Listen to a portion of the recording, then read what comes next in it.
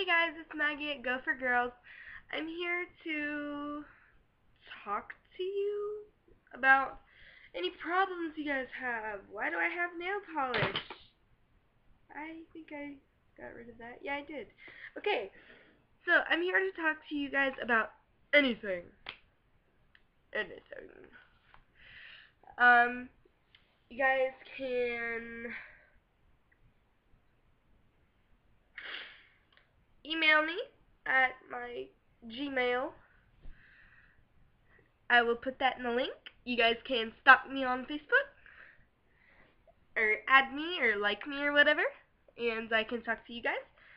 And you can follow our Tumblr, and our blogspot, and everything. Since we didn't have a YouTube, we decided to get a YouTube. I know I talk a little fast, but I'll try to slow down. I'm just so full of energy and so happy that we got this.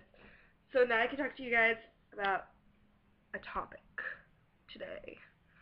For our first video, I want to talk to you guys about stress and peer pressure. Stress and peer pressure are two different things.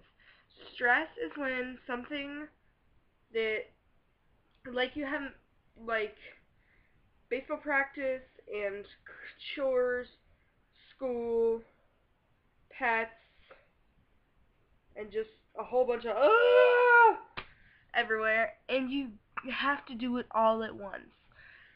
That can stress you out really bad. And let me tell you a little fact about stress. When you have stress, it can make your hair fall out, and you can make your hair turn gray, and it's just gross. Peer pressure is a little bit okay. Stress is, or peer pressure, not stress. I just explained stress, but I'm gonna get back to stress. Peer pressure is when your friends are with you and they are trying to talk you into doing something that you wouldn't normally be comfortable doing, and it just seems like a good thing at the time, and then it ends up getting you in trouble in the aftermath. So, now getting back to stress, but I'm going to get back to peer pressure in a second. What is stress? I get asked that question. What is stress? Stress is a normal physical response to events that make you feel threatened or upset your balance in some way. When you sense danger, whether it is real or imagined, the body's defenses kick into high gear in a rapid automatic process known as the fight or flight reaction, or the stress response. The stress response is the body's way of protecting you when working properly. It helps you stay focused, energetic, and alert. Focused, energetic, and alert, just like me.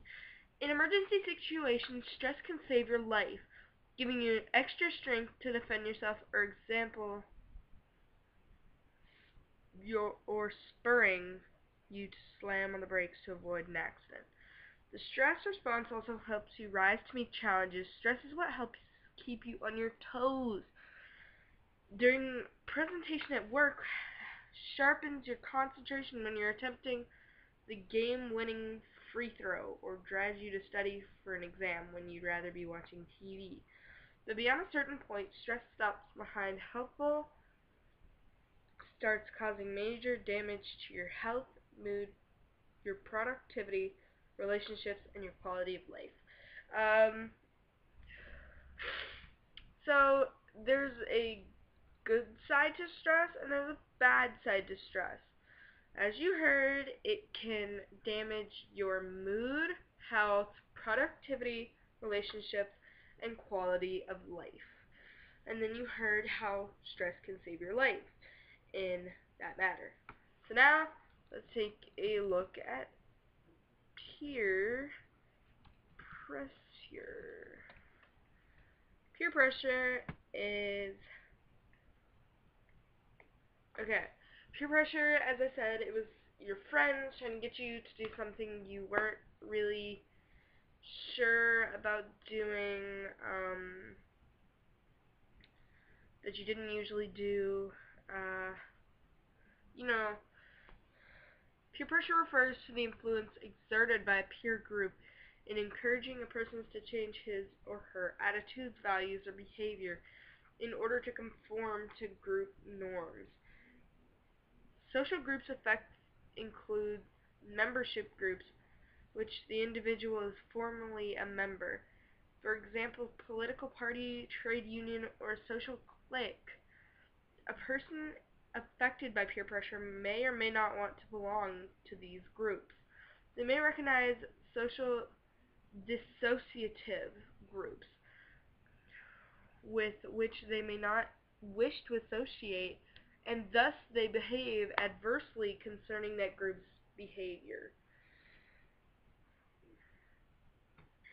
So it could be a bad thing, could be a good thing. We don't know. But stress and peer pressure are two different things that finally just come together and make a bomb that just goes, ah! It happens to all of us. Peer pressure, everything. Like, okay, here's like an example of stress. Like I gave you the building blocks of life in stress a minute ago. Like baseball, chores, pets, school, work,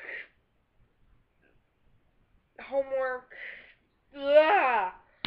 And then peer pressure is when you have a friend that smokes and they may smoke drugs. Like, have you guys ever seen those meth commercials? Like, they may smoke meth and they'll try to get you to smoke meth. And that's when you say no. You just cut them off. You say no to that. Definitely, definitely say no to that. Don't do that.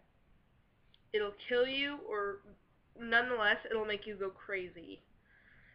So please, please, please, please, please don't do that.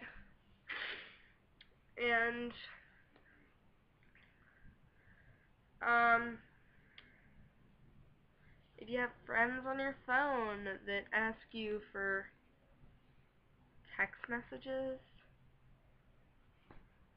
that you may not want to send, don't send them. That's peer pressure. If they ask you to do that and you're thinking like, well, they may tell everybody this or they may tell everybody that, just cut them off. You don't want to be in bad peer pressure. Good peer pressure is when you have a friend that says, well, we could go outside, but wouldn't we rather be doing our homework and not get in trouble tomorrow by the teacher?